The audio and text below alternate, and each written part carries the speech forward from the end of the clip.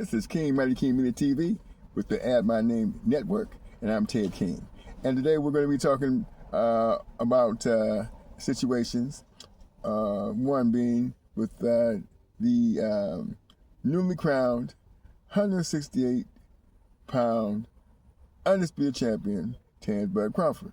Terrence Crawford was celebrating his birthday over the weekend, and apparently during the process of him moving his vehicle from one location to another, something happened where he was pulled over. And so there was a lot of things going on with this particular pullover, and the situation transpired where guns were pulled on the champ. And so obviously there's going to be some type of investigation as to what occurred. He was just prior to this birthday party or this traffic stop. He had a big parade in Omaha, Nebraska. Gave him the key to the city for the second time, right? And so this situation again plays itself out, without necessarily being reacted to it without getting all the facts. We just waited, of course, we always do on this network. Make sure we got all the facts before we start talking about the situation. We do know the fact that he was pulled over. We don't know the circumstances of why, but we do know that there was a situation where there was some guns pulled by the police on the champ, Terrence Crawford. Yeah, that's part of the process that's going on in America today, I guess, and apparently so. But yes, so we're gonna address this issue. But in the meanwhile, we're gonna go discuss more on our newly implemented topic, which is most dangerous combat sport in the world today, American politics. So let's continue. Breaking tonight, hours after Omaha celebrated hometown boxing champ Bud Crawford's accomplishments with a parade, he's pulled over by Omaha police, setting off a social media firestorm. Good evening, I'm Brian Mastry. And I'm Zena Taher. Today is Bud Crawford's birthday. He turned 38. What happened at the traffic stop early this morning in downtown Omaha is now the subject of an internal investigation at the police department. First Alert 6 reporter Andrew Pfeiffer tonight with reaction from the mayor and Omaha police. He also talked to one of the people in Crawford's vehicle, and Andrew joins us live in the newsroom. Andrew? Brian, Zena, new details emerging from an incident early this morning surrounding Terrence Bud Crawford and his security team. It escalated to a point where guns were drawn by police. Now, just over the weekend, a parade was held for the pound-for-pound champ.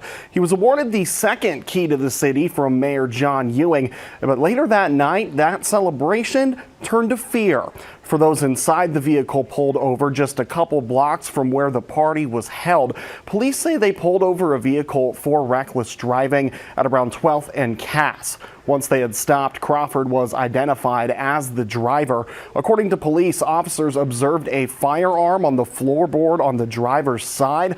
All four people, including members of Crawford's security team, were ordered out of the vehicle at gunpoint. I spoke with the head of Crawford's security this afternoon, who says he's still shaken up. I thought we were getting ready to lose our lives. That was a nightmare. Future husband, just had a brand new child and, children and, and stuff like that. And to know that I almost lost my life last night because we had a police officer that don't know how to articulate a traffic stop. Thankfully, nobody was hurt, and Crawford was issued a citation for reckless driving. All the firearms inside the vehicle were also all legally owned.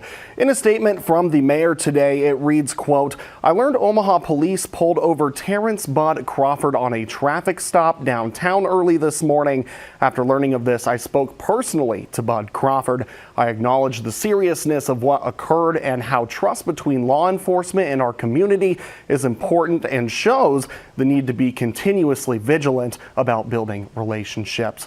Now, for that full quote, you can visit our website at firstalert6.com. Tonight at 10, I'll have the full reaction from Bud Crawford's security guard, as well as tips on if you find yourself pulled over while carrying legal firearms. Brian, Zena?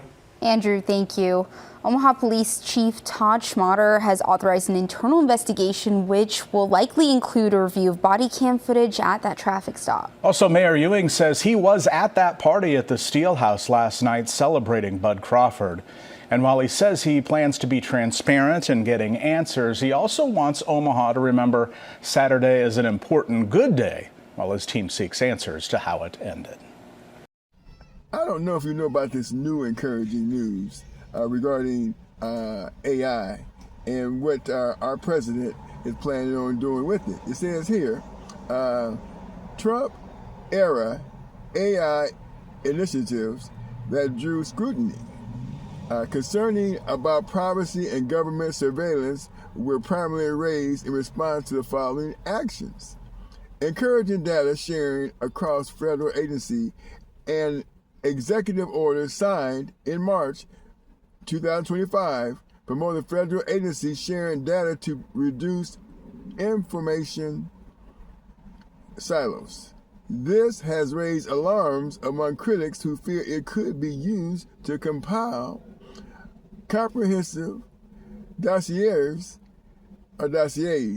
on Americans, potentially bypassing protections for personal data.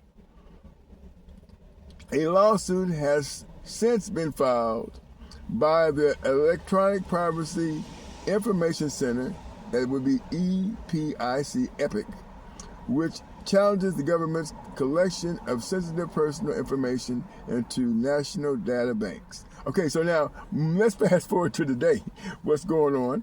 It's been reported that now this is being used to get information through networks such as social media on using this AI data on individuals.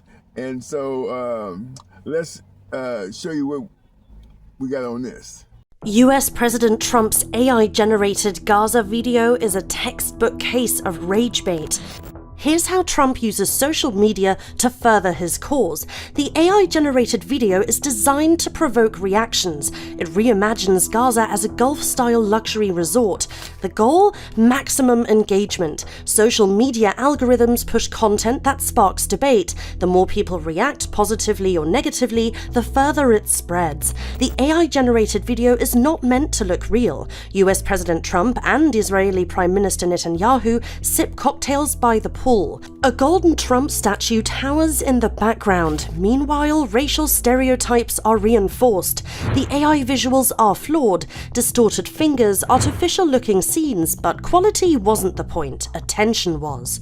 Backlash was immediate. Social media erupted over the so-called Riviera concept. Imagining the Gaza Strip as a Riviera ignores the ongoing humanitarian crisis, large-scale destruction and suffering. Tens of thousands of Palestinians have been killed in Israeli airstrikes. Trump's so-called Riviera plan includes the forced displacement of Palestinians from their own land.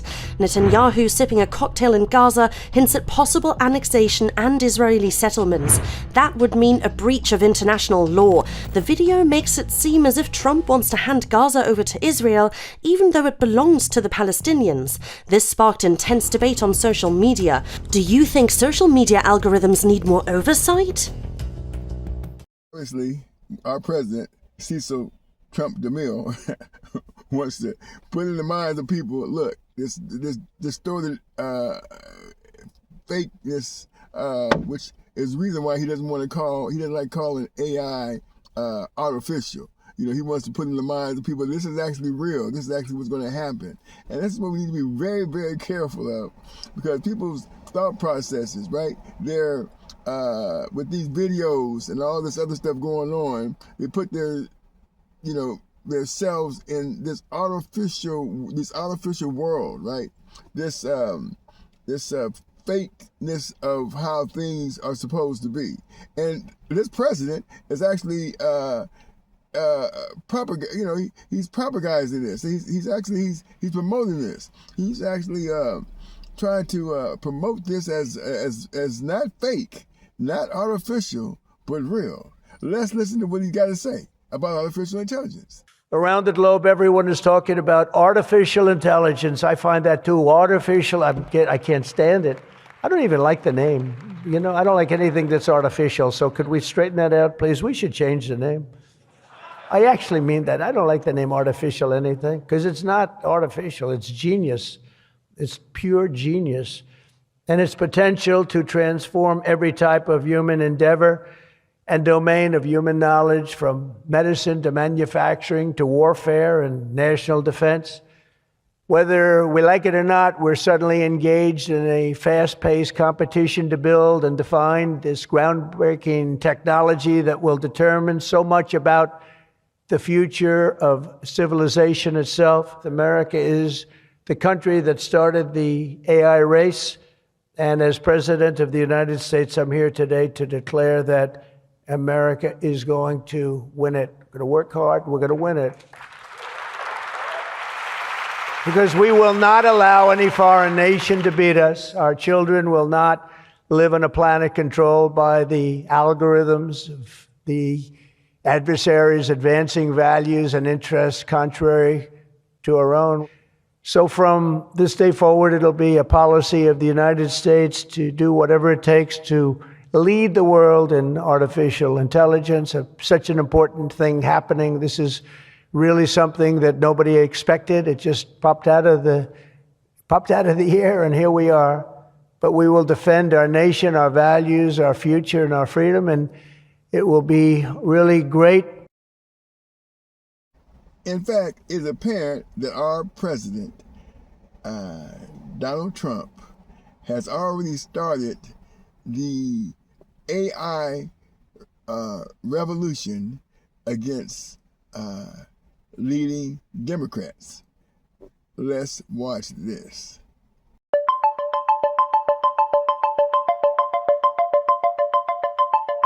Democrats are fighting to protect the health care of the American people, and we are not going to support. Look, guys, there's no way to sugarcoat it.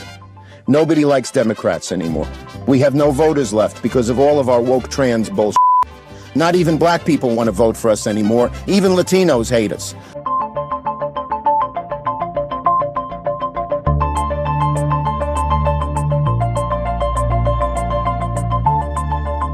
This is obviously part of the Donald Trump playbook. And, you know, we do a little Bible study every Sunday at 2 o'clock Pacific time. And I have on the show my brother. My brother's always talking about Donald Trump and these 34 felonies and how he was able to still get in office. And a lot of people wonder, well, how the heck did that happen? How did a man with all these felonies still able to ascertain the highest office of the land and arguably the world? Well, this beautiful, eloquent,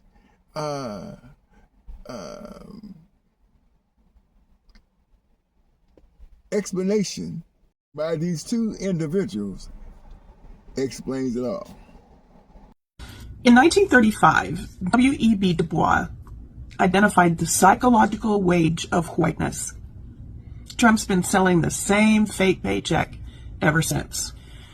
W.E.B. Du Bois wrote in Black Reconstruction in America that after the Civil War, poor white people didn't get money or land. What they got was status. The police, courts, public schools, social space all treated them better just because they were white. That's the psychological wage of whiteness. It didn't fill their bellies, but it made them feel superior. And that feeling kept them from uniting with black people against the wealthy elite who were exploiting both groups. Fast forward to today. My working class relatives still vote for Trump. Not because he's delivered, he hasn't. They keep voting for him because he hands them that same imaginary status. He talks like they matter more. like they're being targeted by others, those immigrants or those people with dark skin. He gives them that rush of being the real Americans. He makes them feel like they're part of the elite crowd. He gives them that rush of being the real Americans, feeling like they're winning, even as their health care gets gutted and paychecks shrink. That's not leadership. That's emotional manipulation. It's the same scam Dubois described, rewrapped for modern TV viewers. We have been hoodwinked. All that status is a mirage. It cannot buy groceries. It cannot fix your kid's asthma. It cannot lower your prescription costs. But it keeps us fighting against each other so that the real elites never have to get their hands dirty. And they don't have to pay a dime. Recognize the scam. Call it out. One share says you're done with the bullshit. I am not an expert. I'm just an avid learner. You can be one too. If you'd like to support my work, please visit my Ko-Fi link. It's here and you can find it. Want to know the real reason Trump doesn't get any pushback from Republicans in Congress? It's not just that they're cowards, it's because he's doing their bidding. Trump's acts to upend our democracy are achieving what the Republicans have wanted for a long time. They are the ones who supported slavery back in the day when they called themselves Democrats. Same for Jim Crow. They wouldn't even support laws to outlaw lynching, claiming it was a states' rights matter. Again, these were Southern Democrats known as Dixiecrats. Proud white racist Strom Thurmond ran for president as a Dixiecrat in the 1948 election, won by a real Democrat named Harry Truman. Our Civil Rights and Voting Rights Acts under LBJ made them so mad they switched parties, and since then they've been on a tear to achieve a white nationalist stranglehold by gerrymandering and vote rigging in such a way as to have permanent control. Sound familiar? So don't give Republicans a pass. They are the inheritors of the Strom Thurmond legacy. They don't wear sheets and pointy hats anymore, but they might as well. They even have a man named Trump as their grand klutz. I was having a conversation in the gym the other day, and I was talking to my cousin. And we're having this sort of funful, heated debate about, what we have and what we don't have and what we think that we have versus what we think that he has, etc. And the topic came up about a car, a brand new Mercedes-Benz that someone, not me, paid $90,000 for. And upon purchase of this vehicle, drove it off the lot and arguably, by me, said, hey, look, you lost $30,000 once you drove that thing off the car lot.